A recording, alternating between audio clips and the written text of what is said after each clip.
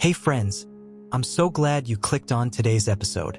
This is one of those topics that I think every single one of us needs to hear, especially in a world where we're taught to grip tightly, control everything, and fear the unknown. But what if the most powerful thing you could do is actually to let go? Today, we're diving into the art of letting go, not just as a practice, but as a way of life.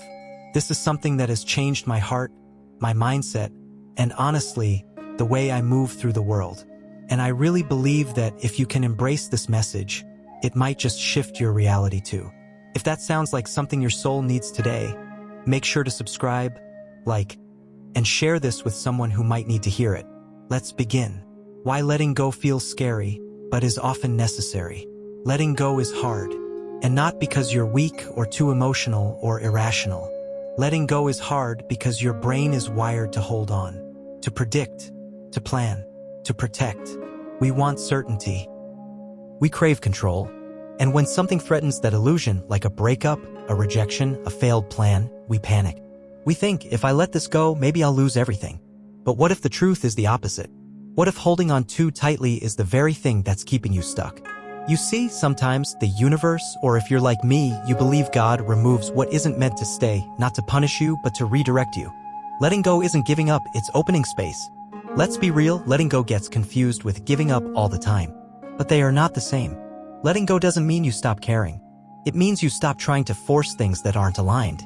It's choosing peace over pressure. It's choosing trust over obsession. It's saying, this no longer fits where I'm going, and I'm finally okay with that. When you let go, you create space.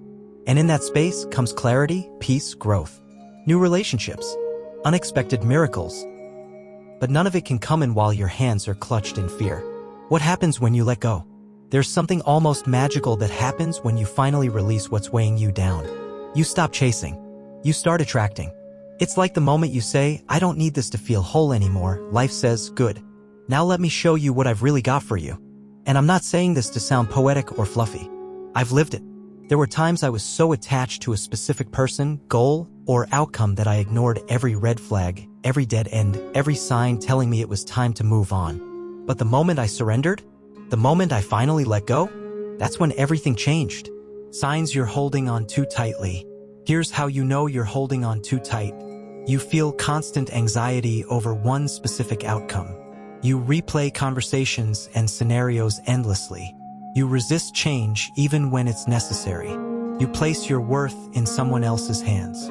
You feel burnt out but still keep pushing. Sound familiar? This kind of emotional tension is what prevents breakthroughs. You think you're being persistent, but really, you're being trapped by fear. How to actually let go step by step. So how do we let go? Not just mentally, but deeply, emotionally, spiritually. Here's what I've learned. 1. Name the attachment. What are you afraid to lose? A relationship? A version of yourself? Security? Get honest. Write it down if you need to. You can't release what you don't recognize. 2. Accept the present. Accepting doesn't mean you love where you are. It just means you stop fighting what is. When you accept the now, you free yourself from the pain of should've and what if. 3. Rebuild your self-worth. A lot of clinging comes from a belief that you won't be okay without that thing or person. But you will be okay. You are whole with or without them. Let that truth sink in. 4. Strengthen your spiritual anchor. This one's powerful. When you root your peace in something bigger than yourself, whether that's faith, prayer, or a belief in divine timing, you stop needing to control every little thing. You realize, what's meant for me will never miss me. 5. Take daily action, even small ones. Letting go isn't just mental, it's physical too. Clean your space. Go for a walk. Say no. Set boundaries. Unfollow. Block. Journal. Cry. Move. Start. Repeat. Final words from the heart. Here's what I want you to remember. Letting go is not weakness.